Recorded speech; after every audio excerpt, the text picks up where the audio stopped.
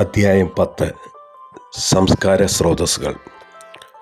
ഈ ലേഖനത്തിൻ്റെ ആദ്യ ഭാഗം 6-ാം നൂറ്റാണ്ടിൽ കോസ്മോസ് കണ്ടെത്തിയ കേരളത്തിലെ പ്രാചീന ക്രൈസ്തവരെക്കുറിച്ചും അവരുടെ വളർച്ചയെക്കുറിച്ചുമാണ്. കച്ചവടം ചെയ്ത് വിദേശത്തു നിന്ന് പൊന്നും വെള്ളിയും കൊണ്ടുവന്ന ക്രിസ്ത്യൻ കച്ചവടക്കാരെ വളരെ ആഹ്ലാദത്തോടെയാണ് നാടുവാഴികൾ സ്വീകരിച്ചിരുന്നതെന്ന് ചരിത്രരേഖകളിൽ, അതായത് ശാസനങ്ങളിലും ചെപ്പേടുകളിലും കാണുന്ന സ്ഥാനമാനങ്ങളും ബഹുമതികളും തെളിയിക്കുന്നു. അങ്ങാടികളും പട്ടണങ്ങളും കേരളത്തിൽ വളർത്തിയെടുത്തത് ഇത്തരം ക്രിസ്ത്യൻ വണിക്കുകളാണ്. പോർച്ചുഗീസുകാർ കേരളത്തിൽ വന്ന കാലത്ത് അവർ കണ്ട ക്രിസ്ത്യാനികൾ തികഞ്ഞ യോദ്ധാക്കളായിരുന്നുവെന്ന് ഫ്രാൻസിസ്കോ ഡിസൂസ ചൂണ്ടിക്കാട്ടുന്നതായി ഡോക്ടർ ജോൺ രേഖപ്പെടുത്തുന്നു.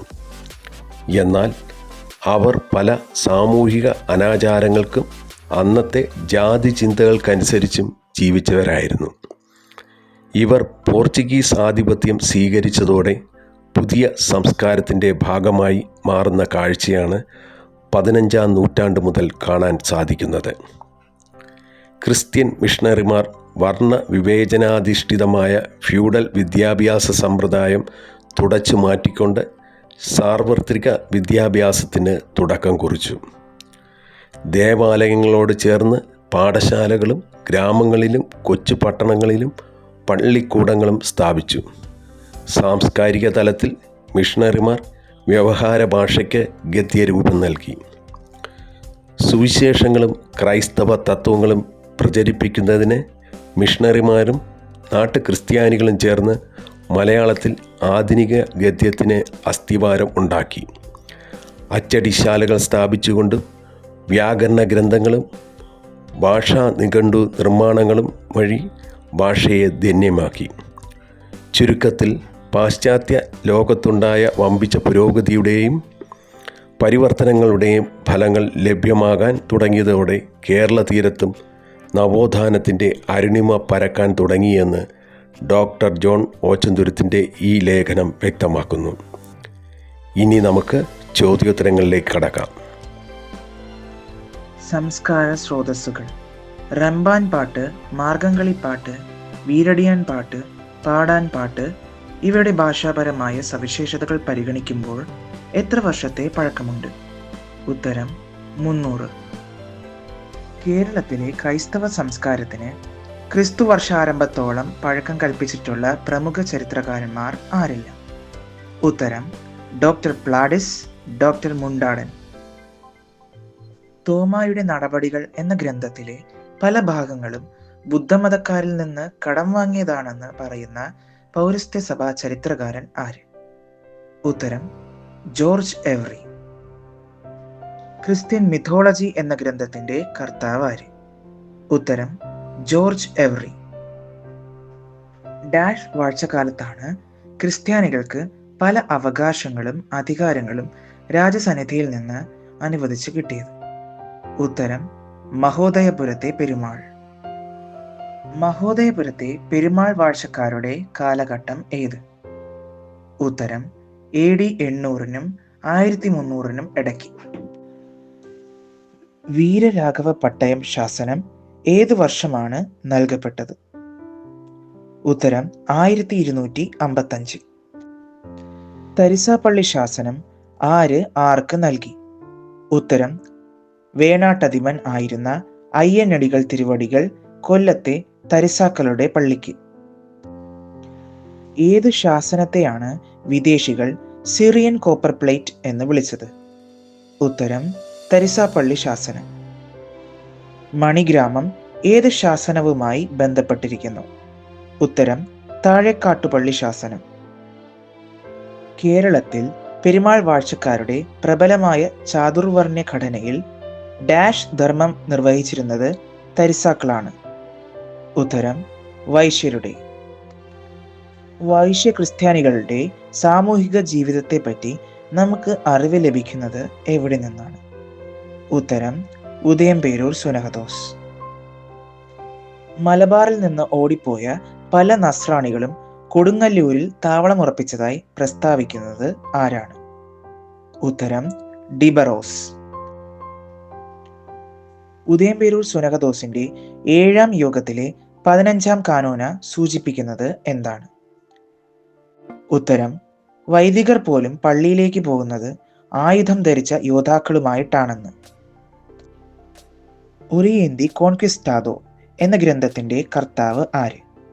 ഉത്തരം ഫ്രാൻസിസ്കോ ഡിസൂസ. പോർച്ചുഗീസുകാർ വന്ന കാലത്ത് മധ്യ കേരളത്തിലെ മിക്ക പള്ളികളിലും ഡാഷ് എന്ന് വിദേശികൾ വിളിച്ചിരുന്ന ചാവേർപ്പട നിലനിന്നിരുന്നു.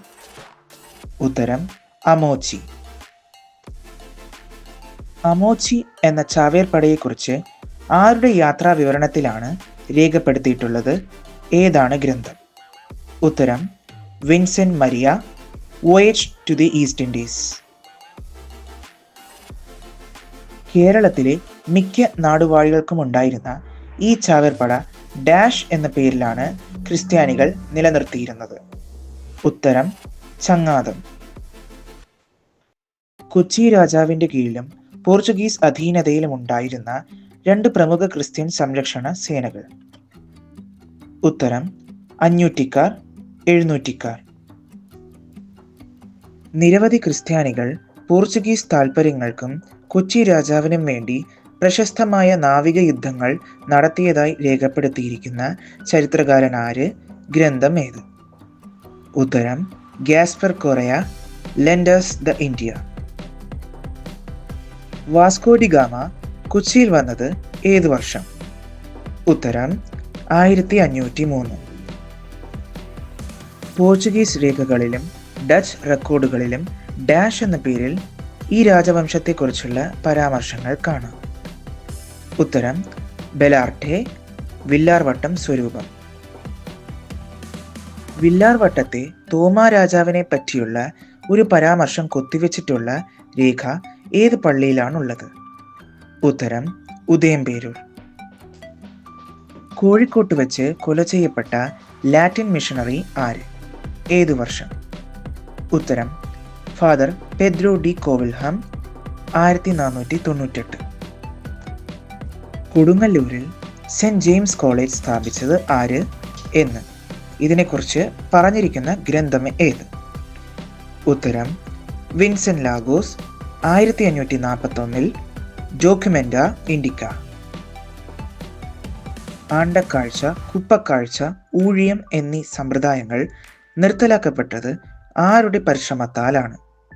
ഉത്തരം മിഷണറിമാരുടെ. എങ്ങനെയാണ് മിഷണറിമാർ മതപ്രചാരണവും വിദ്യാഭ്യാസവും സാർവത്രികമാക്കിയത്? ഉത്തരം അച്ചടിശാലകൾ സ്ഥാപിച്ച്. കേരളത്തിലെ ആദ്യത്തെ അച്ചടിശാല എവിടെയാണ് സ്ഥാപിച്ചത് എന്ന്? ഉത്തരം ചേന്ദമംഗലത്തെ വൈപ്പിക്കോട്ടയിൽ, 1575. കേരളത്തിൽ ആദ്യമായി അച്ചടിക്കപ്പെട്ട ഗ്രന്ഥം ഏതാണ്? ഉത്തരം ക്രൈസ്തവ വേദോപദേശം. ഇന്ത്യയിൽ ആദ്യമായി മലയാള പുസ്തകം അച്ചടിക്കപ്പെടുന്നത് എവിടെയാണ്? ഉത്തരം ബോംബെയിലെ ക്യൂരിയർ പ്രസ്സിലാണ്. മലയാള പത്രപ്രവർത്തനത്തിന് തുടക്കം കുറിച്ചതെന്ന് പറയുന്ന പ്രസിദ്ധീകരണങ്ങൾ ഏതാണ്? ഏതു വർഷം പ്രസിദ്ധീകരിക്കപ്പെട്ടു? ഉത്തരം രാജ്യസമാചാരം, പശ്ചിമോദയം. സത്യനാഥ കാഹളം പ്രസിദ്ധീകരണം തുടങ്ങിയത് എന്ന്, ഏതു വർഷം, എവിടെ നിന്ന്? ഉത്തരം 1876 കൂനമ്മാവ്. മലയാള ഭാഷയ്ക്ക് ആദ്യമായി വ്യാകരണം നിർമ്മിച്ചത് ആരാണ്?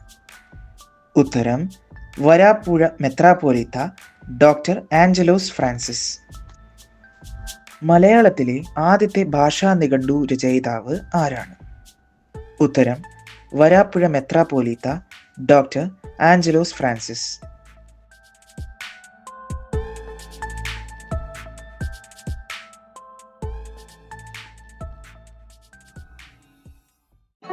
കൂടുതൽ വാർത്തകൾക്കും വീഡിയോകൾക്കുമായി പേയാർഡ് media ministry YouTube channel subscribe ചെയ്യൂ.